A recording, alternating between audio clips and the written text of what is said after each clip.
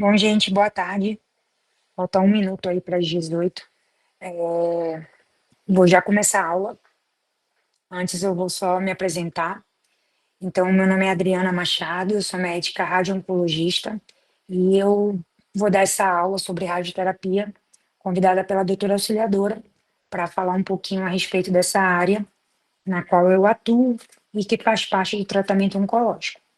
Então, qualquer dúvida que vocês tiverem, eu posso depois voltar às slides e a gente discutir, mas durante a aula eu vou tentar dar aula para que eu tenha esse raciocínio clínico, que eu consiga passar a informação de uma maneira fácil para que vocês entendam, e se eventualmente ficar alguma dúvida no final da aula, eu também estou à disposição de tirar ou de falar de uma maneira que vocês possam compreender, tá bom?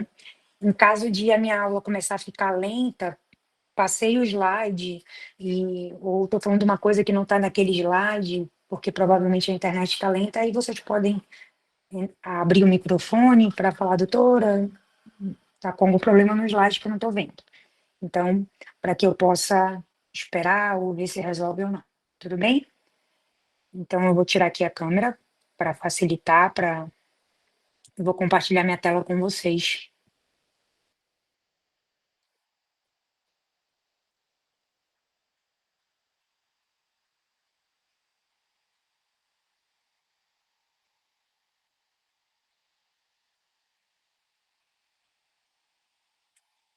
Tá todo mundo vendo o slide aí? Alguém pode me responder se apareceu o slide, se está certinho? Tá aparecendo, professor. Tá bom, então eu vou começar a aula. Bom, então eu vou falar sobre radioterapia. Já expliquei que eu sou radio-oncologista, formei aqui na UFAM e fiz residência médica lá no Hospital AC Camargo, em São Paulo. Hoje eu atuo tanto aqui no SECOM e eu atuo também lá no Hospital Santa Júlia, onde eu faço parte aí da radioterapia de lá. Então, toda vez que a gente ouve falar em radiação, a gente só pensa em coisa ruim, né? Então, a gente lembra daqueles acidentes nucleares que tiveram, a gente lembra das bombas atômicas, a gente lembra do risco de contaminação, a gente vê aquelas pessoas sempre bem paramentadas, né, para tomarem cuidado de não se contaminar, né? Mas quando eu falo de radioterapia, a realidade é outra, né? Então, geralmente é um tratamento local, é um tratamento humanizado, que qualquer pessoa pode realizar esse tratamento, desde que ela consiga ficar na posição de tratamento. É um tratamento preciso, né? Quanto mais tecnologia a gente utiliza, mais precisão a gente precisa, para a gente ter certeza que está mandando aquela radiação no lugar certo. Então, para não deixar eu mentir, nas minhas aulas eu sempre deixo o João falar um pouquinho para vocês. O João foi meu paciente, eu estou lá no Santa Júlia e ele tinha um linfoma, né? Então, ele vai falar aí um pouquinho para vocês.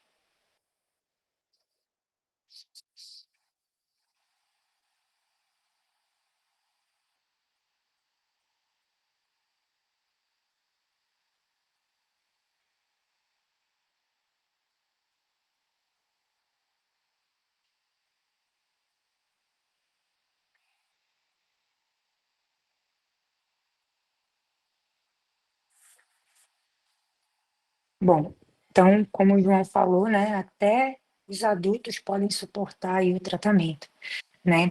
Então, não, independente da idade, a gente consegue fazer em todas as idades. Quando é mais criancinha, que não consegue entender muito o que a gente precisa, geralmente há necessidade aí da gente fazer com anestesia. Bom, deixa eu então só saber, tá todo mundo acompanhando aqui a aula, né? Conseguiram ver o vídeo do João, não tá travando? Estamos no slide agora que eu falo sobre a radiação ionizante, certo?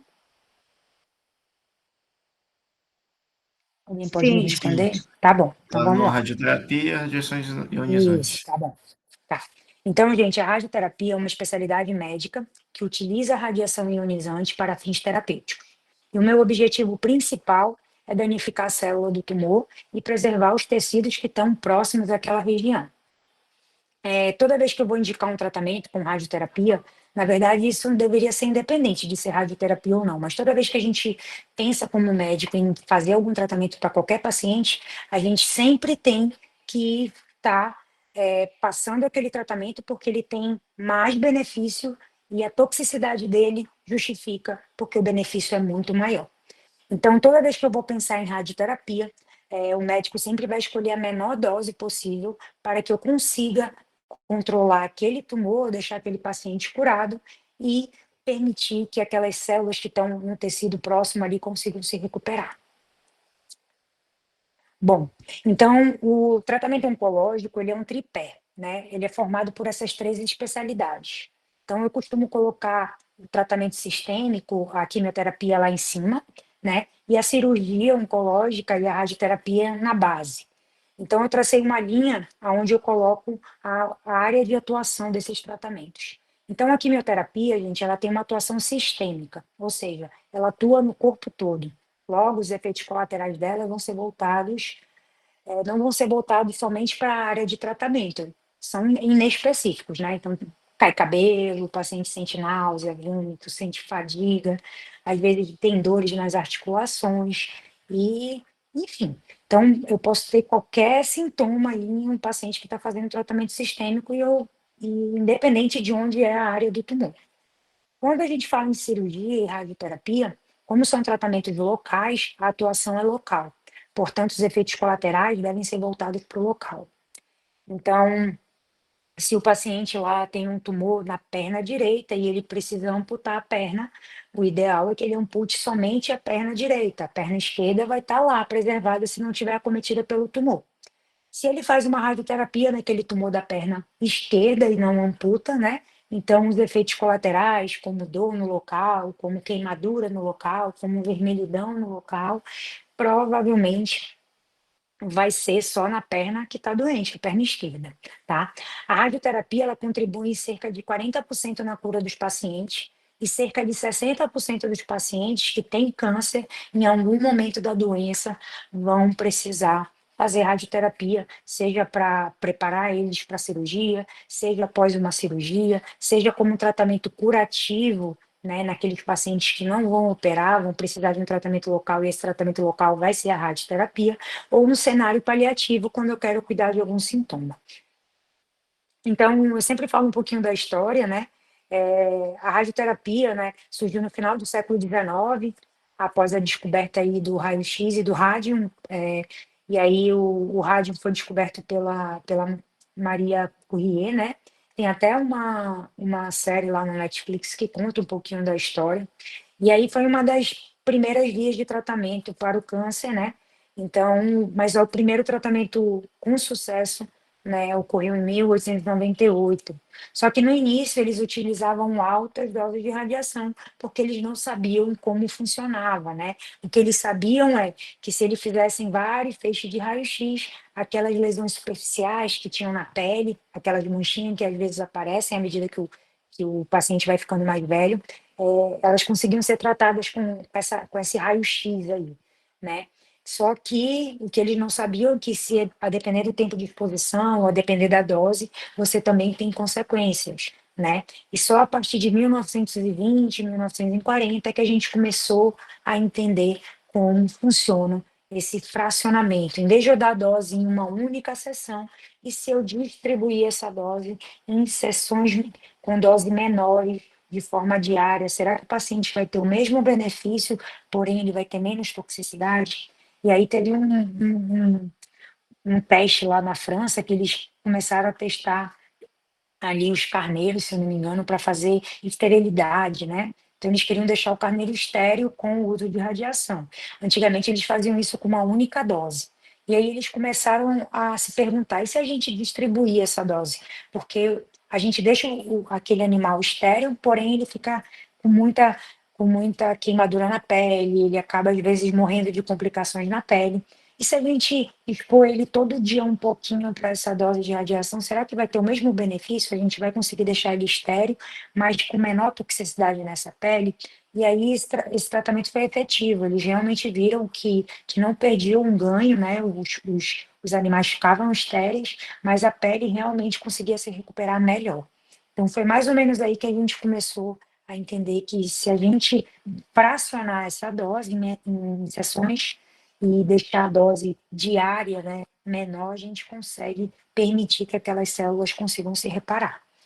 E aí, a partir de 1952 começaram aí os tratamentos com megavoltagem, né, numa unidade de cobalto, então a gente conseguia tratar agora regiões mais profundas, não somente regiões superficiais.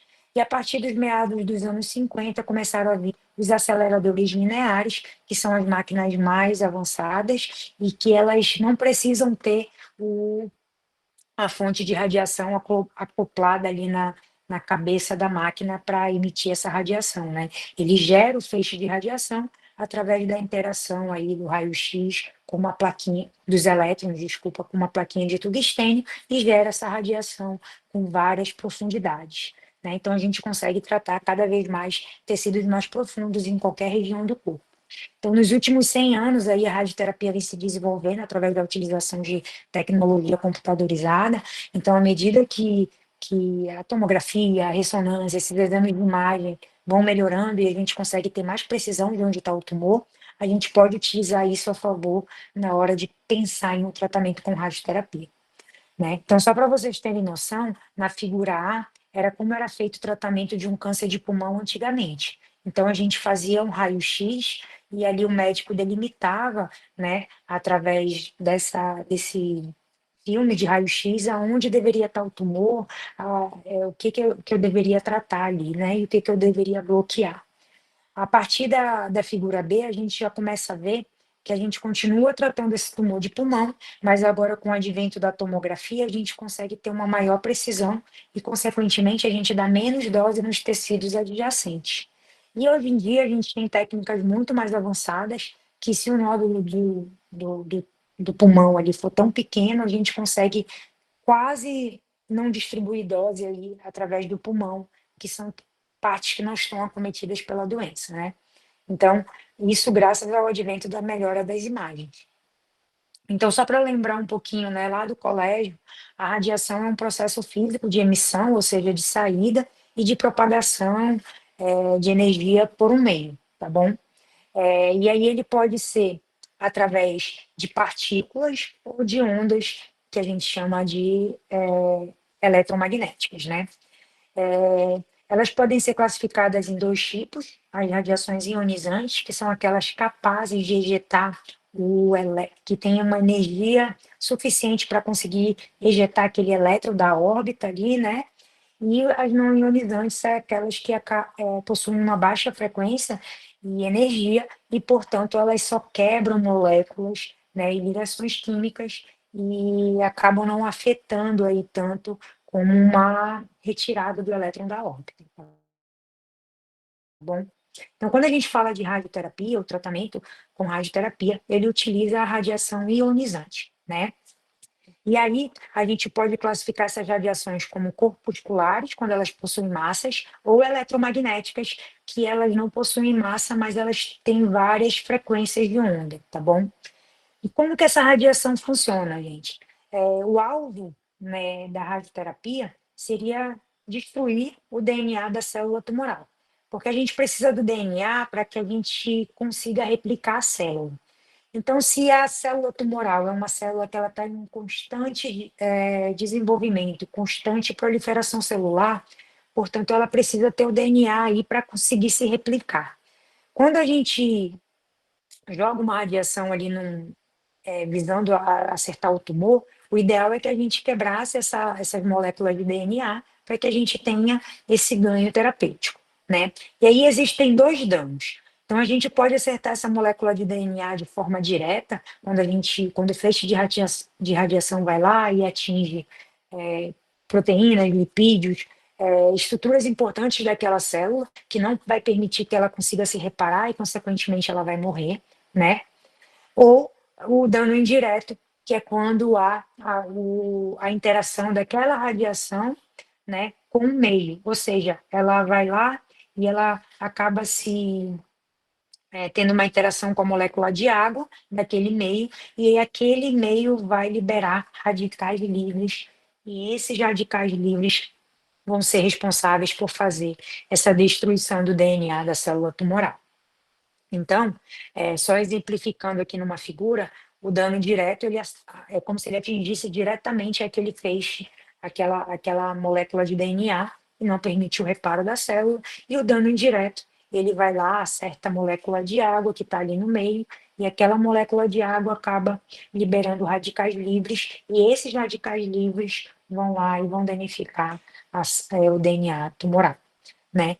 E aí, se a gente for pensar qual que é o dano mais comum de acontecer, é só a gente lembrar que a composição do nosso corpo é cerca de 70% de água, né? Então é lógico que o dano indireto ele acaba sendo o mais prevalente aí, né? Então, quando eu faço um tratamento de radioterapia, provavelmente vai ter muito mais interação daquela radiação com a água do meio ali, e, portanto, quebras indiretas do que dano direto. Bom, e aí outra coisa que a gente tem que entender é que a célula tumoral, como ela cresce de forma desordenada, ela acaba não tendo controle das barreiras. E ela também tem dificuldade de identificar que teve alguma coisa errada com ela. Então, como ela está em constante mitose, né, proliferação, ela às vezes não consegue se reparar e ela continua desenvolvendo aquele erro, né, começa a passar, a replicar aquele erro que aquele tratamento acabou dando nela. E aí, consequentemente, ela acaba morrendo porque vai chegar um ponto que ela não vai ter mais o DNA que vai ter sido atingido por aquele tratamento e ela não vai conseguir se replicar, então ela perde a função dela e ela começa a morrer, ou ela fica ali estagnada e depois vai lá, ou pela morte celular, ou pela fagocitose, ser eliminada do corpo. Tá? E aí a célula normal, que são aquelas células que estão próximas da região do tumor, que não tem tumor, que não estão danificadas, elas têm um controle no crescimento celular, elas conseguem identificar quando tem algo errado. Se elas não conseguirem reparar aquele dano que ocorreu nelas, elas conseguem falar para a célula que ela vai precisar morrer, que é a morte programada, que é a apoptose, né? Ou ela vai conseguir reparar, ela vai ficar estagnada ali e ela vai dar um jeito de conseguir se reparar. Se ela não conseguir se reparar, ela vai mandar aquela célula boa para uma morte celular e depois vai ter uma replicação novamente e ela vai conseguir ter outras células para repor aquele local que ficou ali danificado e que teve que perder algumas células por conta do tratamento realizado. Só para vocês entenderem, quando a célula identifica que há um dano no DNA, ela começa a ativar genes supressores de tumor, ou seja, são aqueles genes que acabam inibindo a proliferação, acabam inibindo que a célula continue a se replicar, ou seja, continue progredindo no ciclo celular. Então, quando tem o dano desse DNA, ela fica numa fase como se ela estivesse congelada. E aí esses genes supressores vão tentar reparar, né, vão ativar aí mecanismos para tentar reparar aquele dano. Então, a célula boa, consequentemente, ela vai conseguir se reparar, ou senão, ela vai lá para a morte celular. E já a célula ruim, como ela é defeituosa, provavelmente ela não vai conseguir se reparar e vai acabar levando aquele dano para as outras células tumorais, tá? Só para vocês terem noção, há um retardo no ciclo celular em cerca de 10 a 20 horas. E por que eu estou falando de ciclo celular? Porque quando a gente fala em tratamento, a gente tem que saber que existem fases dentro do ciclo celular que são mais radiosensíveis, né? Então, a fase G2 e a mitose, elas acabam sendo fases mais sensíveis à radiação. Por quê? Porque elas não conseguem, a célula nessa fase, ela já tem acromátides mais condensadas, o que dificulta esses genes aí de reparar, né, aquele dano ocasionado pela célula, tá? Ocasionado pelo tratamento, desculpa. Então, a mesma coisa vai acontecer com a quimioterapia. A quimioterapia, gente, tem fases dentro do seu celular que são mais sensíveis àqueles quimioterápicos. Então, é por isso que geralmente o tratamento ele é feito aí em ciclos, né? Então, no caso da radioterapia, vamos supor, eu estou com uma célula que ela está numa fase S, e que é a fase mais radioresistente que tem. Então, ela vai lá, ela recebe uma radiação naquela fase. Ela provavelmente não vai ser atingida pelaquela radiação. Aí lembra que o ciclo celular vai ficar estagnado em cerca de 20 horas aí. No outro dia, quando eu for fazer mais uma fração de radioterapia, essa célula já vai estar numa fase G2, que é uma célula mais sensível. Então, quando eu fraciono o tratamento de radiação, eu acabo pegando a célula em alguma fase mais sensível e, consequentemente, ela vai acabar morrendo em algum momento daquelas sessões de tratamento. Bom, essa morte celular ela pode ser através da morte clonogênica, quando a célula não consegue se reparar, mas pelo dano que ela tem lá no DNA dela, ela consegue se replicar, mas as células filhas não vão ter a capacidade de proliferação, porque elas não têm o DNA bem ali formado. Portanto, elas vão acabar perdendo a função de se replicar, elas vão ficar simplesmente ali com material genético danificado, não vão ter capacidade de se proliferar novamente e vão ficar sem fazer nada, estagnadas ali. E pode ser também essa morte celular através da morte programada, através da apoptose, que é a principal morte aí que a gente tem quando a gente fala de morte celular, né? E por que que eu faço o fracionamento da dose? A gente fraciona as doses de radiação em dias, ao invés de eu fazer de uma vez, em dias, para que eu permita aí 5 coisas principalmente. A reparação do tecido adjacente ali, então ele vai tentar identificar aquele erro, ele vai, como é uma célula boa, ela vai conseguir se reparar e, consequentemente, ela vai continuar a vida normal no ciclo celular dela lá. Outra coisa, permitir a repopulação. Então, vai morrer células boas também, porque provavelmente elas vão estar numa fase mais radiosensível, provavelmente porque não, elas estavam muito próximas daquela região do tumor. Então, de alguma forma, as células boas vão depois se repopular, e aí essa repopulação, gente, acaba também acontecendo com as células ruins. Então, é por isso que não é bom o paciente iniciar um tratamento e parar o tratamento no meio, na metade, sem receber todas as doses necessárias para controle daquele tumor. Porque o tumor ele vai entender que ele perdeu células ali e que aí ele começa a ativar genes ali para fazer com que haja uma replicação tumoral. Então, não sei se vocês já tiveram a vivência disso, mas provavelmente em algum ambulatório vocês vão ter, né? Que o paciente vai falar bem assim: ah, doutora, eu tinha esse tumor aqui no pescoço, mas ele era bem pequenininho. Depois que eu fiz a biópsia, ele acabou crescendo de forma muito mais rápida.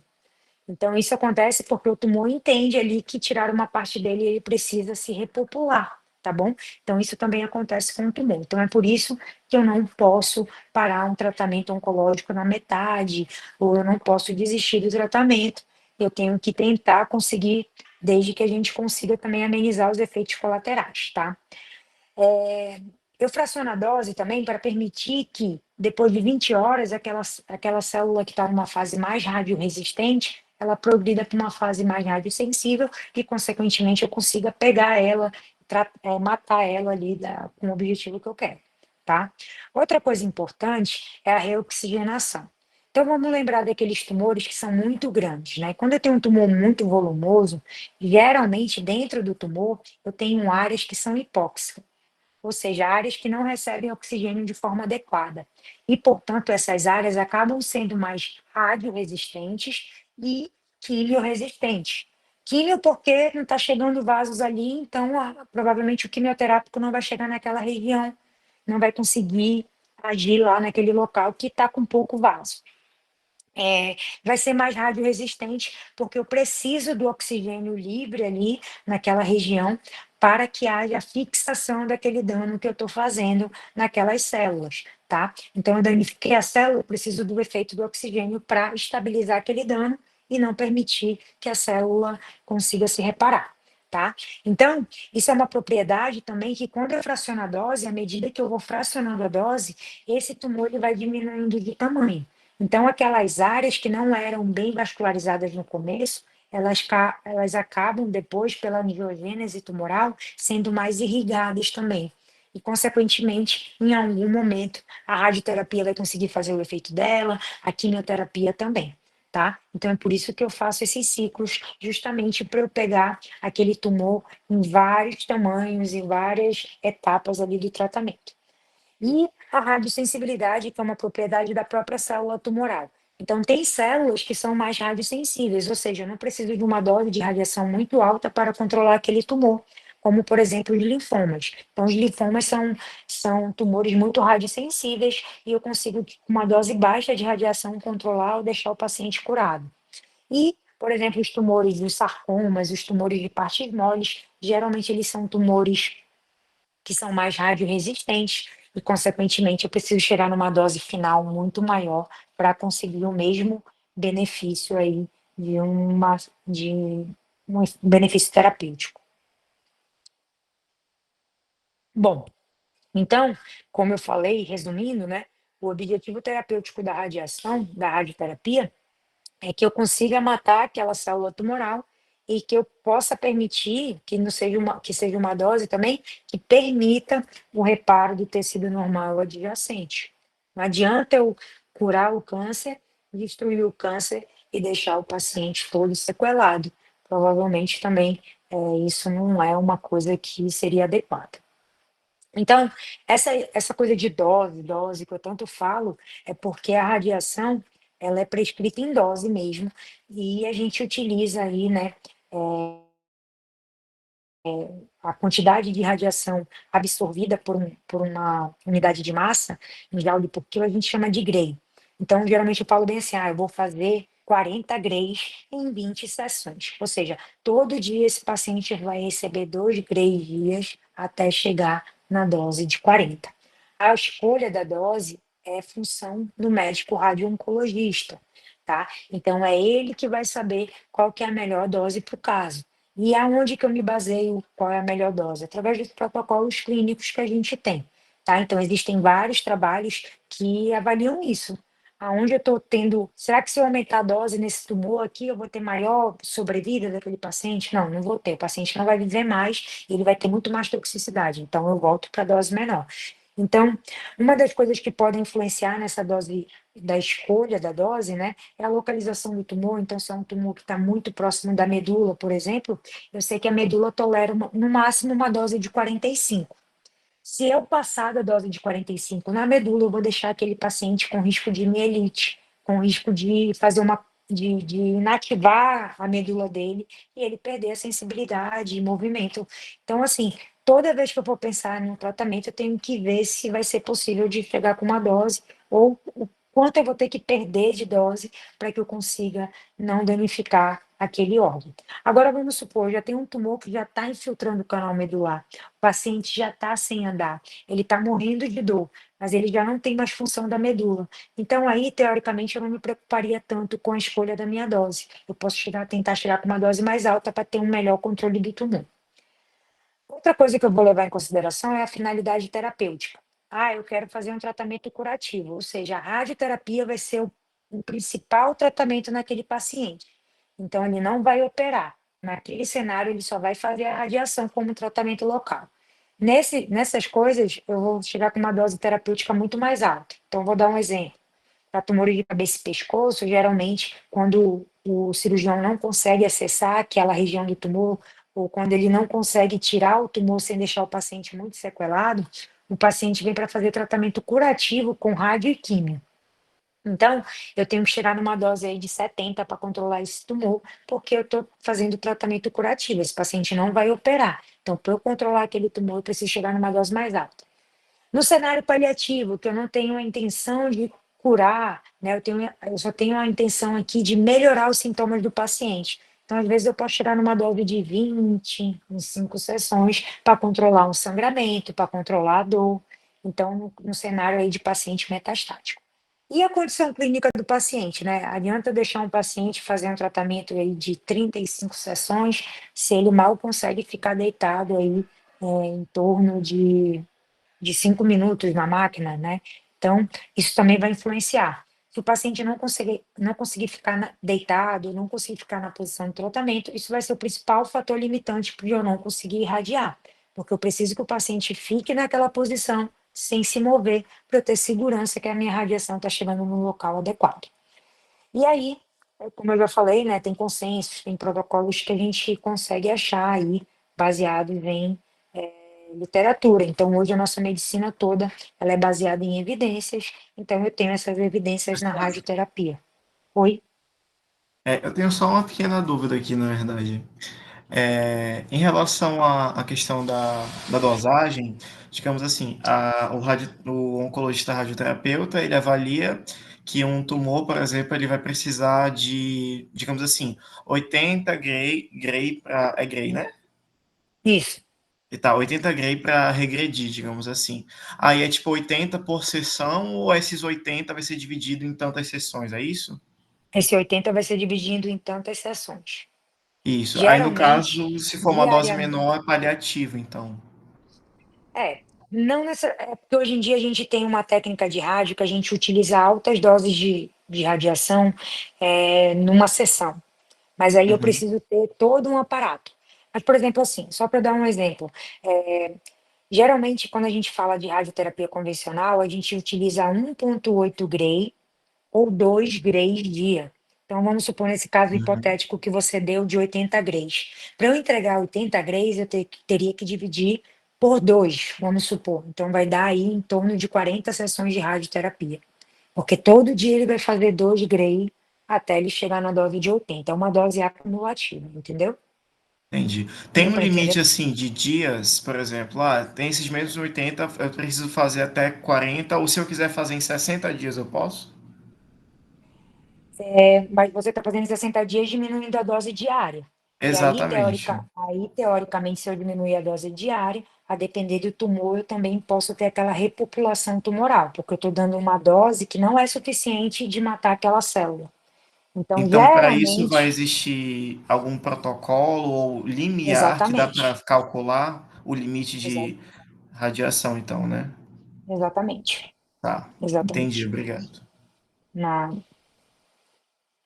então, aqui é só um exemplo de alguns trabalhos, né, que a gente tem aí, o uso da radiação, é, quando eu vou testar se uma dose é maior, é melhor ou menor que outra, ou quando às vezes eu modifico a dose total pelo fato do paciente ser muito idoso, porque não vai ter benefício de ganho de sobrevida nesse cenário, estou fazendo numa fração, um tempo de tratamento menor, tá bom? Então, existem vários trabalhos e aí a gente vai lendo, isso modifica, né, todo o tempo, então toda vez que sai um trabalho novo em radioterapia, a gente fica sabendo, lógico, né? E aí a gente tenta intitular aquele protocolo. Então, para vocês terem noção, antigamente, para tratamento de câncer de mama, a gente fazia em torno de 25 a 30 sessões de rádio, né? De segunda a sexta-feira, todo dia eu fazia, de segunda a sexta. Sábado e domingo o paciente não trata.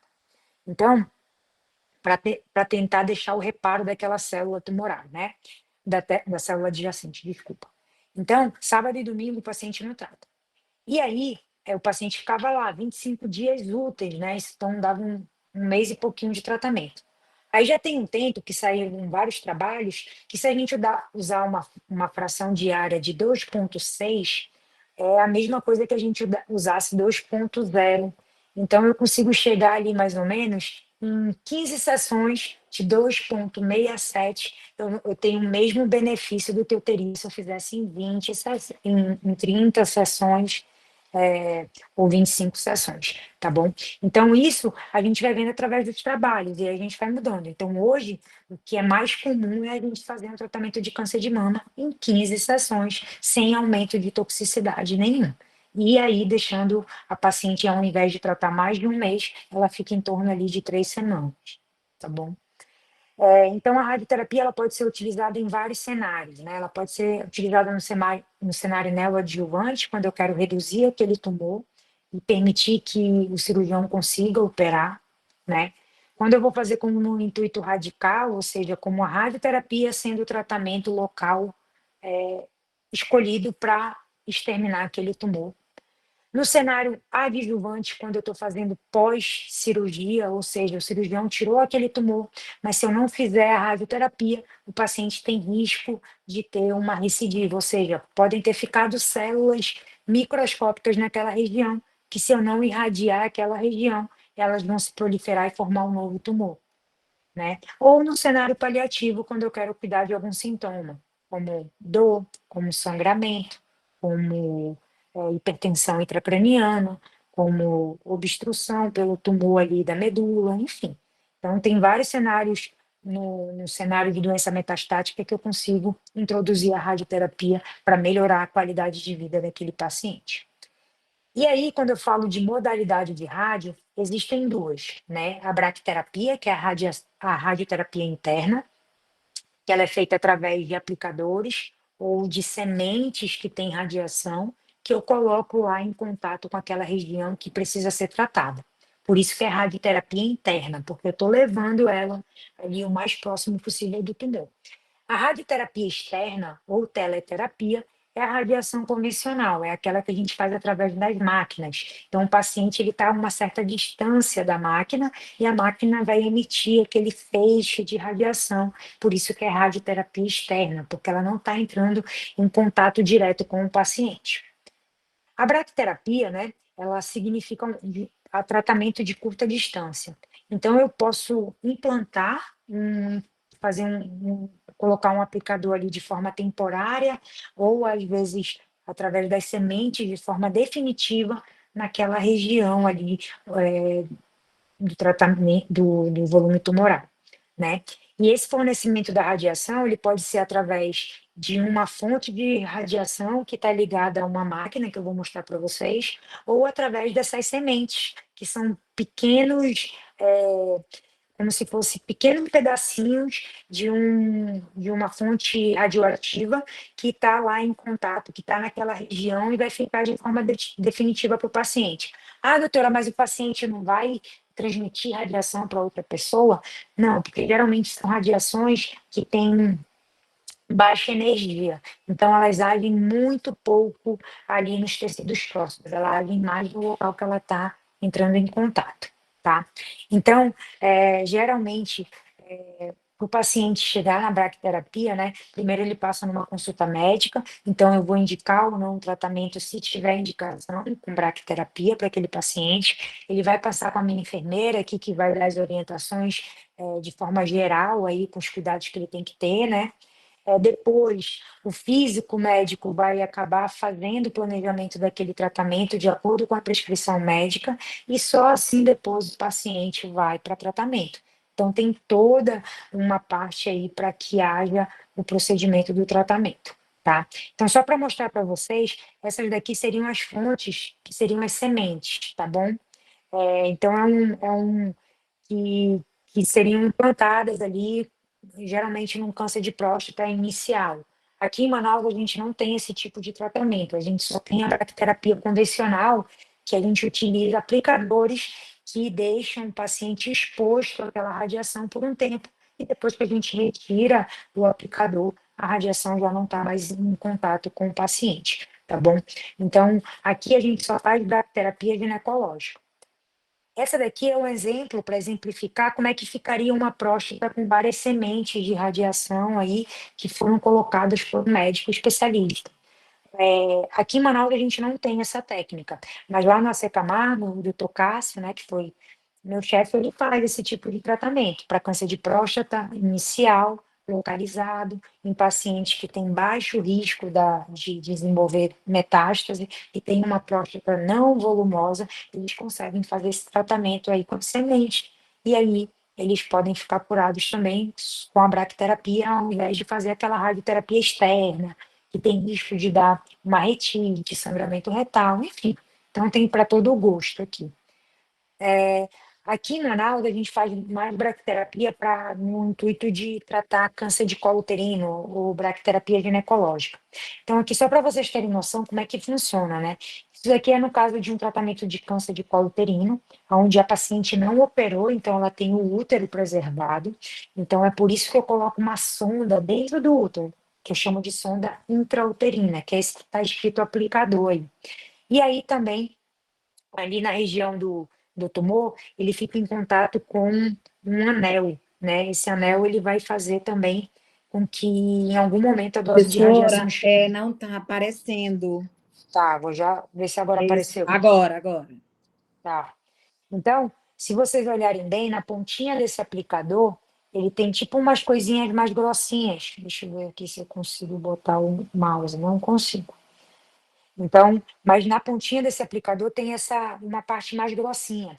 É nessa parte grossinha que esses fios da máquina aqui do sistema afterload vão se ligar. Então, o médico, o radioterapeuta vai lá, coloca esse aplicador. Vocês estão vendo aí o sistema afterload? Está aparecendo o slide? Tá no fluxograma. Não. Agora, Não, prof. Não. Não. apareceu? O sistema afterload. Continua no fluxograma. Não, agora tá na braquiterapia. Tá Tá. na braquiterapia, sistema Isso. afterloading, só a imagem de um aparelhinho mesmo. Exatamente. Vocês estão vendo que a imagem desse aparelhinho tem um bando de fio, tem um fio aí que está meio transparente aí na imagem, dá para ver o fio? É esse fio que eu vou ligar naquele aplicador, lá na pontinha do aplicador. Porque a fonte de radiação vai sair dessa máquina e vai, através desse fio, chegar lá naquele aplicador. Por isso que é radioterapia interna. Tá bom? Já está nas vantagens agora da braquiterapia aparecendo para vocês? Sim. Tá. Então, quais são as vantagens de eu fazer uma braquiterapia no paciente, né? Eu tenho uma maior precisão na dose, então eu consigo fazer altas doses, já que eu estou levando o mais próximo possível do tumor. E a dose que os tecidos adjacentes vão receber é quase nula, é bem pouquinha, é bem baixa, tá bom? Então eu acabo reduzindo o risco de danificar esses órgãos, tá? O tempo de tratamento acaba sendo mais curto, então vamos supor, a paciente aí geralmente que faz braquiterapia ginecológica, ela faz 4 aplicações, ela faz uma por semana, porque em cada aplicação ela recebe uma dose de 7 grays de uma vez, por conta disso, pela proximidade que ela está ali do tumor. Eu não consigo fazer isso com o tratamento da teleterapia, porque se eu der 7 grays de uma vez, eu tenho risco de fazer uma inflamação, uma perfuração intestinal, porque o feixe de radiação ele vai precisar entrar pelo paciente e ele vai atravessar as estruturas que estão ali na frente daquele meu alvo terapêutico. Então é por isso que eu não consigo chegar com dose muito alta se eu não tiver um sistema bem preciso aí para o meu tratamento, tá? E aí os efeitos colaterais, consequentemente, são minimizados. As desvantagens do tratamento feito com braquiterapia é porque eu preciso de um médico que saiba o que está fazendo. Então, tem médicos que, se não souberem colocar o aplicador no local certo, o paciente pode acabar tendo uma perfuração, pode levar aquela radiação no local que eu não quero, né? É, quando eu falo de sementes, aquelas sementes que eu expliquei para vocês, acaba que a equipe toda tem risco de se expor àquela fonte de radiação, então eu tenho que tomar cuidado na hora de manusear. Então, geralmente o radioterapeuta utiliza uma luva que é de chumbo para evitar a exposição do contato do dedo com aquela semente, enfim, né? E o risco de complicação pode ter, né? De, como eu já falei para vocês, sangramento, às vezes o paciente ainda tem muito tumor ali, e aí eu botei o aplicador, acabou irritando, e aí começou a sangrar, tem risco de fazer uma perfuração, isso são coisas que podem acontecer, mas graças a Deus eu ainda nunca tive, assim, um risco muito sério que precisou levar o paciente para a urgência, não. Geralmente todos os riscos tudo que aconteceu aqui comigo nas minhas aplicações de braquiterapia, geralmente é sangramento, que depois de um certo tempo fica controlado, paciente que às vezes já tem uma fístula ali, e às vezes o aplicador, a gente não tem noção onde está o colo uterino, e a gente coloca um aplicador ali que pode estar próximo de uma região que a gente não queria tratar, mas que vai acabar tendo uma dose maior de radiação por conta do local, da maneira que se encontra. A radioterapia intraoperatória está aparecendo aí para vocês? Sim. É uma modalidade de braquiterapia, mas essa braquiterapia ela é feita no momento do ato cirúrgico. Então, eu vou dar um exemplo, né?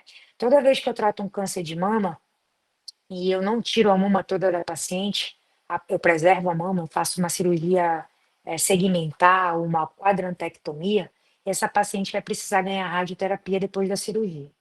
Então, vamos supor, eu tenho lá uma paciente com câncer de mama, ela está operando, tiraram o nódulo dela. Na radioterapia intraoperatória, eu consigo colocar um aplicador ali na região do leito tumoral. Então, eu tenho esse videozinho aqui mostrando como funciona. Aqui em Manaus, a gente não dispõe dessa técnica, tá bom? Mas lá no AC Camargo, eles tinham também esse aplicador e eu pude acompanhar. Então, isso daí, esse vídeo é a colocação do aplicador no ato cirúrgico. Então, provavelmente, essa paciente não vai precisar ganhar aquelas 15 sessões de radioterapia, porque ela já está sendo irradiada no ato cirúrgico. Então, ela ganha tempo de tratamento aí, né? Ela já sai da cirurgia irradiada e, consequentemente, ali não vai precisar ficar mais 3 semanas fazendo radioterapia complementar, porque ela preservou a mama, tá bom? Então, a radioterapia intraoperatória, ela é feita no momento do ato cirúrgico. Aqui no SECOM, aqui em Manaus, não tem nenhum aplicador que a gente consiga, nenhuma máquina que possa fazer esse tipo de tratamento aqui. Bom, agora falando um pouquinho de radioterapia externa, que é a que geralmente quando vocês ouvirem eu falar, os alunos que estão comigo na prática, né? Ah, então eu vou fazer radioterapia aí na próstata, na mama. Geralmente eu estou falando da rádio. Oi, Só uma perguntinha. Da radioterapia intraoperatória, você faz em alta ou baixa dose? é baixa dose, é baixa energia, na verdade. Tá bom. Não é dose aqui, é baixa energia. Por isso que ela, teoricamente, não dá tanto dano aos tecidos adjacentes. A dose, o tempo de exposição, vai ser de acordo com o volume desse círculozinho ou do leito tumoral. Quando eu falo de radioterapia externa ou teleterapia, é aquela radioterapia que a máquina está mandando aquele feixe de radiação, né? Então, antigamente, a gente tinha, a gente não conseguia atingir tecidos tão profundos. Mas hoje em dia, quando a gente fala de radioterapia, a gente fala em alta energia, tá? A gente pode chegar numa energia até de 25 metros, tá bom? Então, essa teleterapia ela pode ser feita tanto com os aceleradores lineares, que são as máquinas mais avançadas que a gente tem hoje em dia, ou através do telecobalto, né, que são máquinas que possuem a fonte de cobalto 60 lá na região da cabeça da máquina, né? E como essa fonte de radiação, ela para ela estar estável, ela precisa ter um decaimento natural da energia. Com o passar do tempo, ela vai ficando mais fraca. Então, a cada mais ou menos 5, 6 anos, essa fonte precisa ser trocada. Já o acelerador linear, ela não possui fonte de radiação.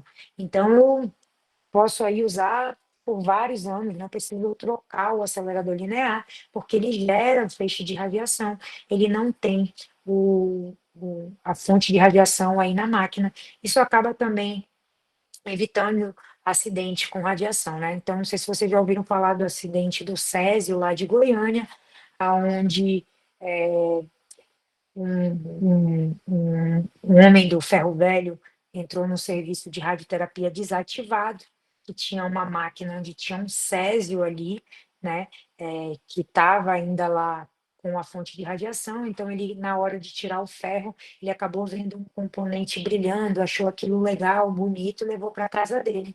E aí ele saiu contaminando toda a família. Todos os locais que ele levou aquela fonte de radiação depois tiveram que ser aí bloqueadas, né? Então, se vocês botarem aí acidente com césio, vocês vão ver aí essa parte aí, enfim, no YouTube. Então, hoje em dia, a gente tem, quando a gente vai desativar um serviço de radioterapia que possui alguma máquina que tenha fonte de radiação, né, ou braquiterapia, a gente geralmente se preocupa aí em tirar a fonte e botar essa fonte no local, levar para o órgão que consegue condicionar melhor aquela fonte até que ela perca a energia, né?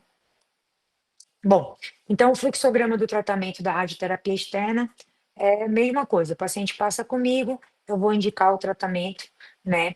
E aí, antes de ele começar o tratamento propriamente dito, ele geralmente, se eu for fazer um tratamento 2D ou 3D, o médico, o paciente vai precisar fazer um exame de imagem, seja o raio-x, seja a tomografia, enfim, e depois, se for uma tomografia, o médico vai lá e delimita o volume-alvo. Se for um raio-x, o médico vai olhar lá aquele filme de raio-x e vai falar bem assim, joga a radiação ali, que é ali que está mais ou menos o tumor, né, que é o planejamento 2D. E só depois que tiver o físico médico ter botado aquela radiação da maneira que eu quero, no local que eu quero, respeitando a dose de tolerância dos órgãos, é que eu vou liberar o paciente para começar o tratamento. Então, gente, É por isso que aqui no SECOM, no paciente, ele passou na consulta médica, ele fez a imagem de tratamento, geralmente ele vai começar o tratamento em torno de 2 a 3 semanas. Por quê? Porque tem essa etapa aí, que eu vou lá sentar, mostrar onde está o tumor para a máquina, o físico vai lá e vai calcular a dose que eu quero, no local que eu quero, respeitando a dose que os tecidos normais toleram, e aí sim eu vou rever esse plano e vou liberar ou não o paciente para tratar. E quando tiver tudo seguro, é que a gente convoca o paciente para tratamento, tá? Então é mais ou menos assim que acontece. E aí, dentro da radioterapia externa, teleterapia, existem modalidades, né? Então, eu vou começar com o convencional, que é a radioterapia 2D. Então, na radioterapia 2D, eu utilizo um simulador convencional, ou seja, o meu volume terapêutico vai ser baseado numa imagem de raio-x, né? Então, o que que a gente vê em raio-x, gente? O que que a gente vê em raio-x? Alguém aí para salvar a turma, para me ajudar aqui, para eu progredir na aula e não atrasar? O que que eu vejo no raio-x? Sem medo. Partes Ninguém? sólidas. Osso. Parte osso. Radiopacidade. Não, eu vejo osso, né? Tá aqui o raio-x do paciente, a gente tá vendo o quê? Só osso, né? Então, consequentemente, esse paciente aqui, ele tinha um tumor de laringe. Eu tô conseguindo ver esse tumor de laringe aqui? Não. Isso daí Doutora, é um não tá planejamento. aparecendo. Não sei se ela tá mostrando. Agora sim. Então, aqui eu tô vendo só osso. E aqui, o médico, né, no planejamento 2D, ele vai lá e ele vai lá e marca aquela região e fala bem assim, ó, joga uma dose de radiação até tanto aqui, porque aqui deve estar o tumor. Eu não sei quanto de dose está chegando no pulmão, eu não sei quanto de dose está chegando na medula, e eu vou reduzindo essa dose de acordo com a dose de tolerância de cada órgão. Então, é assim que é feito um planejamento 2D.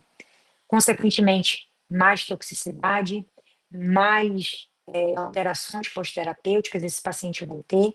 E se ele precisar no futuro de um novo tratamento, eu não vou ter como saber o quanto eu vou poder fazer de dose com uma certeza aí, né? Porque eu não estou realmente, eu não vou conseguir mensurar, porque o planejamento foi feito de forma 2D. Então, isso seria como se fosse o que era feito antigamente, mas isso daqui serve em alguns casos para os dias de hoje. Vou dar um exemplo.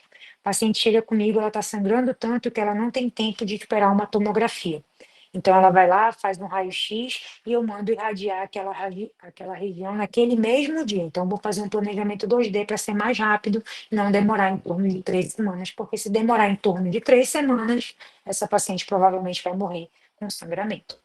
Então, a gente ainda indica muito tratamento 2D. Ainda tem médico que indica tratamento 2D como tratamento curativo aqui no SECUM, tá? Então, isso vai fazer com que o paciente cure menos? Não, mas provavelmente o paciente vai ter muito mais toxicidade do que se ele fizesse um tratamento com uma técnica conformacional ou 3D, tá? Então, na radioterapia 3D, eu utilizo um simulador virtual, eu faço essa definição do volume terapêutico através de uma tomografia, então eu consigo ver de forma ao vivo aonde está o tumor do paciente e que estruturas ela está acometendo, e, consequentemente, eu consigo também depois mensurar a dose que está chegando ali. Eu vou conseguir saber se todo o volume tumoral está coberto da maneira adequada, eu vou conseguir saber quanto de dose está chegando nos tecidos adjacentes, e eu vou conseguir saber se essa dose ela vai afetar muito os tecidos adjacentes a ponto de deixar o paciente com alguma sequela. Então, geralmente, se for deixar com muita sequela, eu reduzo um pouquinho aquela dose terapêutica, tá? Então, aqui nesse vídeo, né, eu tenho um paciente que fez uma tomografia de planejamento, ele tinha um câncer de próstata que estava metastático para o osso. Então, vocês estão vendo uma imagem de tomografia aí? Não, professor. Ainda tá no slide anterior. Agora tá aparecendo. Tá, então essa imagem de tomografia, vocês veem uma pelve, né? Tem aí os ossos da pelve, o sacro, o ilíaco, e vocês olham que tem regiões mais branquinhas nesse osso. Isso aí são lesões osteoblásticas devido ao acometimento secundário. Então, agora vai aparecer eu desenhando nessa tomografia, né? Para mostrar para o físico aonde eu quero que ele planeje, aonde que ele joga aquela radiação com a dose que eu prescrevi, no volume que eu quero.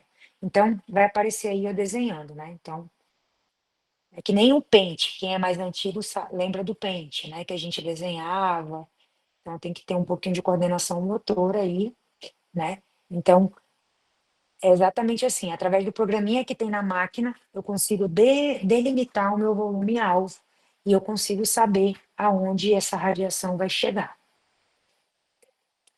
Bom, então aqui só mostrando mais ou menos como é que fica, né, um planejamento. Então, eu consigo saber os órgãos que estão ali próximos, estão aqui nessa imagem aqui, mostra a cabeça do fêmur, mostra a bexiga, né, que está logo acima dessa região que vai ser tratada, que provavelmente é a próstata do paciente.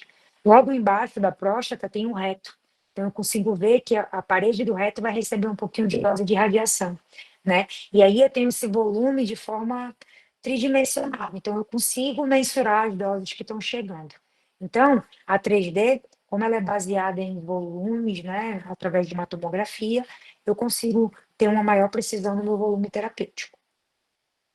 Depois da modalidade 3D, a gente tem vários avanços aí, né? E aí eu falo de, por exemplo, IMRT.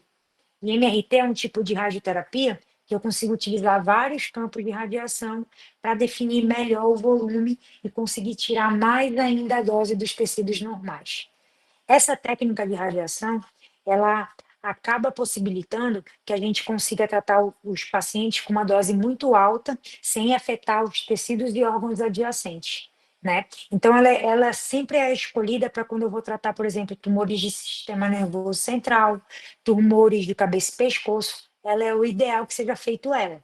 Mas nem sempre no meu serviço eu vou ter MRT. Então, aqui no SECOM, por exemplo, o máximo que a gente tem é 3D. Eu não tenho a técnica em MRT. Então, provavelmente, para eu não conseguir afetar aquele órgão ali que é importante para o paciente, como no tumor cerebral, o tronco do paciente, o quiasma do paciente. Então, às vezes, eu tenho que reduzir um pouquinho de dose. Se eu tivesse MRT aqui, provavelmente eu conseguiria melhor chegar com a dose pegando todo aquele volume, porque eu tenho a possibilidade de usar vários campos para isso, tá? Então, esses daqui são trabalhos que mostraram que pacientes que tratam com IMRT, eles têm diminuição de efeitos colaterais e consequente melhora na qualidade de vida após o término do tratamento. Pacientes que tratam tumores de cabeça e pescoço somente com 3D vão ter xerostomia de forma persistente. Para quem não sabe, xerostomia é boca seca. Então, tu imagina a tua boca seca. O que acontece quando a boca está seca? Ela fica grudando uma na outra. Imagina você ter o resto da vida a boca grudenta, né? Aquela secreção espessa. Então, isso são sequelas, somente 3D. Bom, o VMET, né, ou terapia de arco, é como se fosse uma modalidade IMRT, mas ela consegue fazer isso de forma muito rápida, em torno aí de 2 minutos, tá bom? Então, o paciente consegue tratar todo aquele volume com vários campos em 2 minutos. Quando eu tenho só IMRT, geralmente aquele tratamento, como usa vários campos, dura em torno de 10 minutos. Então, o paciente tem que ficar deitado em torno de 10 minutos ali, sendo exposto àquela radiação, para que eu consiga entregar todos os campos de tratamento. Quando eu tenho terapia de arco no meu serviço, eu consigo fazer isso em questão de 2 minutos, porque ele entrega de forma simultânea. Então, esse videozinho aí que vai aparecer para vocês vai mostrar que ele consegue entregar vários campos de radiação. Então, toda vez que essas lâminas mudarem de formato, são campos de radiação diferentes. Então, ele consegue entregar vários campos diferentes numa única rodagem dessa cabeça do Gantry. Vai começar. Então, a gente começa a ver essa mexida aí das lâminas. Isso são vários campos sendo entregues ao mesmo momento. E quando ela parar de rodar, já vai ter entregue todo o tratamento. Então, isso dura em torno aí de 3 minutos, 2 minutos, a depender de quantos giros você planeja. Você não, né? O físico médico, no caso. Bom, e aí, falando mais de técnicas, o IGRT seria uma técnica de radioterapia que eu consigo ver no exato momento que o paciente vai tratar na máquina, se a bexiga dele está do jeito que estava no dia que ele fez a tomografia, eu vou saber se o volume que vai ser tratado é o volume que eu desenhei e ele não se mexeu. Eu vou conseguir saber isso olhando lá para o monitor da máquina, tá bom? Então, para eu conseguir utilizar altas doses de radiação com uma maior precisão, eu preciso ter IGRT no meu serviço, tá? Então, por exemplo, o único serviço aqui em Manaus que tem IGRT e IVMED é a Sensomed. Os outros serviços, Santa Júlia, Oncoclin, a gente só tem até o IMRT. Então, é por isso que eu não consigo fazer, por exemplo, radiocirurgia, que é uma outra modalidade de rádio, tá? Que utiliza altas doses por fração, porque eu não tenho IGRT. Então, o importante aqui, vocês precisam saber, independente da técnica, independente da máquina que eu tenha, é que eu escolha um profissional que seja capaz aí de entregar a dose que o paciente precisa, com maior segurança e com maior precisão, e que esteja atualizado. A máquina, afinal, ela só vai jogar radiação aonde eu mandei ela jogar. Então, se você vai com um médico que às vezes sei lá, não se dá o trabalho de desenhar com calma, de olhar, ter uma certa prudência ali, deixar tumor de fora, é a mesma coisa que o paciente não vai responder completamente porque ficou o volume tumoral de fora. Então, a gente acha que às vezes só o câncer que é ruim, mas não é. A gente também tem, às vezes, profissionais ruins. Então, independente da máquina, independente da técnica que eu utilizar, o ideal é que eu procure um médico especialista que saiba o que está fazendo, tá bom? Então, só para vocês entenderem mais ou menos como funcionaria o IGRT, então esse paciente ele está deitado, né? E aí ele está respirando, ele tem um tumor pulmonar. E aí eu quero que a máquina só jogue a radiação quando ele estiver no local certo. Então, toda vez que for para jogar a radiação, a máquina só vai jogar a radiação quando realmente o volume tumoral estiver verdinho. Vai já aparecer aí para vocês. Então, quando está verde, tem radiação sendo jogada porque está no local certo. Quando está vermelho, a máquina para de emitir radiação para não jogar a radiação no local. Então, isso eu consigo ver de forma online, ou seja, no momento que está sendo efetuado o tratamento, tá? Então, isso são coisas que a gente consegue com modalidades, com máquinas muito mais avançadas que já tem, tá, gente? Mas aqui em Manaus, infelizmente, só a Sensomed que dispõe dessa técnica e consegue fazer um tratamento mais condicionado quando eu preciso utilizar altas doses de radiação, que é a radioterapia estereotáxica ou radiocirurgia. É a mesma coisa. Apesar de o nome ser radiocirurgia, não é a radioterapia intraoperatória.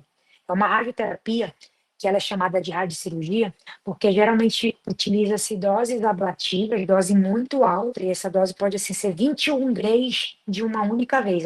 É como se fosse um feixe de radiação, um canhão ali, né? Então eu preciso ter IGRT no meu serviço para que eu consiga ter maior precisão, para que esses 21 graus que estão sendo entregues numa única sessão sejam feitos de maneira correta e não no lugar errado, porque senão eu posso fazer um estrago muito grande também, tá bom? Então, para eu chamar de radioterapia estereotáxica ou radiocirurgia, o paciente tem que ter, no máximo, 5 frações por tratamento, tá bom? Então, eu consigo tratar o paciente com a dose total, podendo fracionar em até 5 sessões ou em dose única, tá bom? Então, isso quem vai definir é o médico. Vocês não precisam saber, isso é só eu estou explicando porque eu estou falando sobre radioterapia. Então, para explicar para vocês que existem hoje várias modalidades que a gente consegue hoje em dia tratar o paciente com uma única sessão de rádio, mas que para isso eu preciso ter segurança e preciso ter técnicas específicas no meu serviço, tá? Então, aqui só A para IGRT é a mesma coisa que radioterapia cirúrgica? não. Não. IGRT é uma técnica que possibilita de eu conseguir ver no momento do tratamento aonde está sendo tratado o paciente. Então, se eu Uhum. vou fazer radiocirurgia, que eu vou usar uma dose de ablativa, uma dose de canhão ali no tumor, o ideal é que eu faça essa dose tendo IGRT, porque eu vou ter precisão, segurança que aquele volume tumoral está recebendo dose e não outra região do paciente. Então, no Deu para geral, a entender? radiocirurgia é como se fosse uma cirurgia feita apenas com radioterapia, independente da técnica. Exatamente, eles chamam de Ah, tá. radiocirurgia porque é uma dose ablativa mesmo. Então, é como se eu estivesse destruindo o tumor numa única dose com uma bomba de radiação ali, tá bom? É por isso que é radiocirurgia. Mas aí hoje em dia se fala muito em radioterapia estereotáxica, que é a mesma coisa, tá? E aí, mas é doses ablativas, tá? Mas não tem nada a ver com uma cirurgia, não, tá? Então, ela pode ser feita ou na região do encéfalo, quando tem uma metástase única, quando eu vou tratar um tumor de sistema nervoso central, que eu preciso de alta dose para controlar aquele tumor, ou ela pode ser feita também fora do encéfalo, e aí eu chamo de radioterapia estereotáxica corporal, ou SBRT. É a mesma coisa, que são doses ablativas em um volume fora do encéfalo, tá bom? Então, só para dar um exemplo aqui, né, a gente tem a radiocirurgia estereotáxica corporal, por exemplo, para fazer doses ablativas no câncer de pulmão, onde o paciente não tem possibilidade de operar e ele precisa ganhar uma alta dose para controlar aquele tumor. Então, eu consigo fazer isso, né? Olha, ele está chegando numa dose aí de 61 total, aí, 61 Gray, né? E aí, provavelmente, ele vai fazer esse 61 Gray ou dividindo em 5 sessões, ou numa dose aí de pelo menos 3, 4, vai depender do esquema que ele vai escolher, dependendo do protocolo clínico aí, tá? E para terminar, existe também a próton-terapia. A próton-terapia é uma modalidade aí de tratamento que utiliza feixes de prótons, né, para tratar o paciente. Aqui no Brasil a gente não dispõe de próton-terapia, existem apenas alguns serviços no mundo, né, e aí essa próton-terapia, ela acaba permitindo que a radiação só haja, só chegue uma radiação no local que a gente quer tratar, sem ter aquele espalhamento de dose. Vou explicar. Então, quando eu faço um feixe de radiação no paciente, até chegar no local que eu quero, está tendo um corredor de dose ali nos tecidos e órgãos adjacentes. E a dose vai se concentrar somente naquele órgão. Com a protonterapia, esse espalhamento de dose é menor. Então, é como se a radiação só agisse na região do tumor. Então, quando ela entra em contato com o paciente, ela ainda está com uma energia muito baixa. E ela só aumenta a energia dela quando ela entra em contato com a profundidade de onde está o tumor. Tá? Então, seria um tratamento ótimo, por exemplo, para tumores em crianças, né? Já que se o paciente ficar curado daquele câncer, ele vai ter uma expectativa de vida muito alta, e mais de 30 anos. Então, a chance daquela dose espalhada dar um segundo tumor primário ocasionado pela radioterapia é maior. Com a protonterapia eu diminuo esse risco porque eu estou dando menos dose espalhada, tá? Na época que eu estava na residência, eles estavam verificando, né, de juntar os serviços grandes hoje em dia em oncologia, Sírio, Einstein, AC Camargo, INCA, e tentar adquirir uma máquina dessa para que eles pudessem pagar, né, e conseguissem executar alguns tratamentos com protonterapia, mas pelo visto ainda não está nem fácil ainda de ter isso aqui no Brasil, né?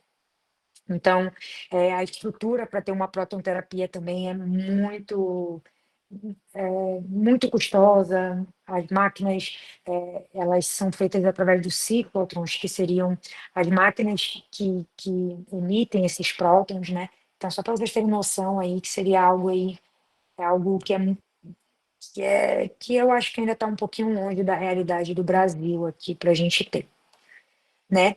E o cenário atual, né? O que eu vejo na especialidade, né? Para vocês terem noção, a demanda por radioterapia deve aumentar em 8 milhões de pessoas em 2050. Então, se eu quiser estar trabalhando até 2050, se eu tiver energia e qualidade de vida ali, nem sei se eu vou estar viva em 2050, talvez esteja aí, mas vai aumentar e a gente tem um déficit de profissionais, né? Então, para vocês terem noção, na rede pública, e aí eu estou falando aqui de SECOM, apenas 15, 16% dos pacientes conseguem chegar no serviço de radioterapia e iniciar esse tratamento em torno de 30 dias. Isso devido à quantidade de pacientes, às vezes pela quantidade de máquinas disponíveis no serviço. Por exemplo, aqui no SECOM a gente tem dois aceleradores lineares. Em cada turno a gente trata em torno de 25 pacientes. Então a radioterapia daqui, ela funciona de 6 da manhã até 10 horas da noite, tá? E mesmo assim tem uma fila enorme para entrar de pacientes novos, tá bom? Então, às vezes, dura em torno de 3 semanas para o paciente começar o tratamento, porque ele está na fila para entrar na máquina, porque precisa terminar algum tratamento para que abra uma vaga para ele entrar, né? Então, a cada ano, 90 mil novos pacientes deixam de receber radioterapia por falta de estrutura. Então, tem lugares no Brasil que não tem radioterapia. E aí, esses pacientes são encaminhados para serviços fora da sua residência. Então, imagina, em Boa Vista, gente, não tem serviço com radioterapia. Então, os pacientes que precisam de radioterapia lá, eles vêm encaminhados pelo TFD para fazer o tratamento aqui em Manaus. Mas imagina o custo disso para o paciente, né? Ter que ficar aí em torno de 30 dias longe de casa, 25 dias, 3 semanas, um mês. Então, isso também acaba, às vezes, fazendo com que alguns pacientes deixem de querer tratar ou acabem não recebendo o tratamento de forma adequada, tá bom? Isso tudo são dados da Sociedade Brasileira de Radioterapia, tá bom? Que não deixam mentir. O que se sabe é que em 2030 o câncer vai ser a doença que mais vai matar, né?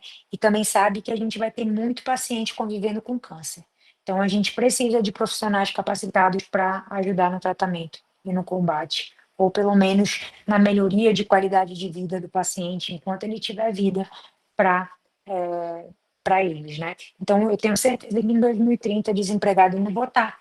E provavelmente, se algum de vocês se interessar pela disciplina da oncologia, também não terão, né? E, enfim, então eu acho que é o futuro mesmo aí, né? É, se você, uma coisa assim que eu sempre divulgo, né, gente? Eu fiz um Instagram profissional para justamente falar sobre radioterapia de uma maneira que os meus pacientes do SECOM consigam entender, né? Eu tiro dúvidas a respeito do tratamento, então todo mês eu faço vídeos e aí eu falo lá. Então, quem gostou, quem quer entender um pouquinho mais dessa radioterapia, que é muita coisa, pode me seguir lá, pode me mandar perguntas.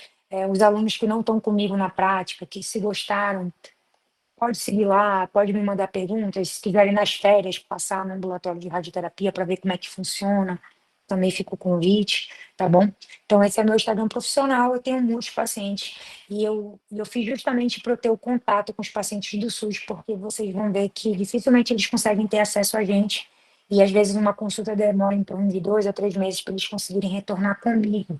Então eu utilizo isso como um canal de contato. Então às vezes eles me mandam pergunta, doutora, eu estou fazendo tratamento de colo uterino e eu estou sentindo isso, é normal eu sentir isso? Eu vou lá e tiro dúvida. Quando não, sai um vídeo lá falando sobre isso. Então é uma coisa bem legal que eu fiz e é de forma responsável, né, por um profissional que está capacitado para falar sobre isso, tá? Alguém tem mais alguma dúvida, alguma coisa que não entendeu? A gente pode voltar. A gente ainda tem uns 15 minutinhos. Só queria Doutor, saber se a senhora vai enviar esse slide. Não, não envio slide. Mas eu Tá nem bom. sei se cai, tá bom? Eu nem sei se cai. Não me oponho a tirarem foto, mas eu não envio slide porque as informações estão mudando constantemente, né? Então, talvez o que eu tenha dito para vocês nessa aula hoje, daqui a 3 semanas, já seja outra coisa. Então, repassar uma coisa que pode ficar defasada, eu não acho legal. Mas eu até compartilhei com os alunos meus num grupo aí, um livro que eu baseei minha aula, e aí eu vou pedir para eles mandarem para vocês no grupo da turma de vocês, tá bom? Então, tudo lá tem lá. E se vocês tiverem alguma dúvida específica, pode me mandar mensagem lá no Instagram que eu respondo também. Tudo bem? doutora, eu tenho uma dúvida. Diga.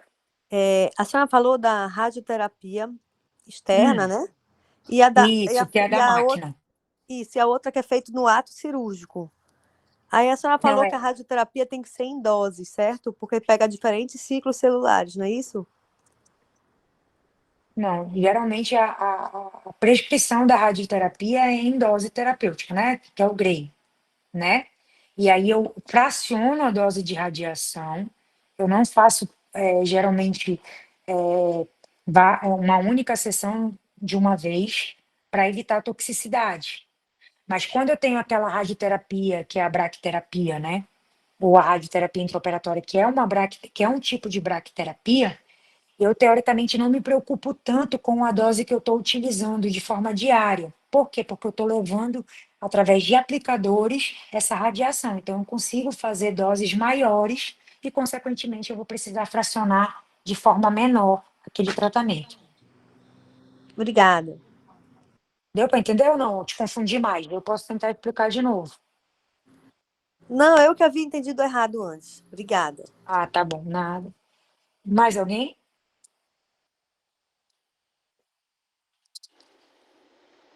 Oi, doutora. Boa noite. Oi, boa noite.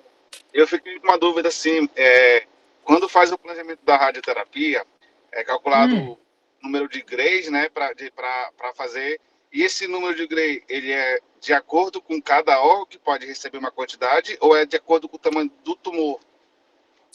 não, é de acordo com o sítio do tumor. Então, geralmente, o câncer de mama, eu sei que eu vou chegar com uma dose de 40,05. E aí, quando eu for planejar, quando eu for desenhar, eu vou desenhar a mama do paciente. Aí eu vou falar para o físico, bem assim, físico, eu quero que chegue essa dose de 40 nessa mama. E aí, a gente tem uma tabelinha que a gente tem a dose de tolerância de cada órgão. Então, para câncer de mama, por exemplo, eu tenho uma dose de tolerância do pulmão, eu tenho uma dose de tolerância do coração, eu tenho uma dose de tolerância da medula.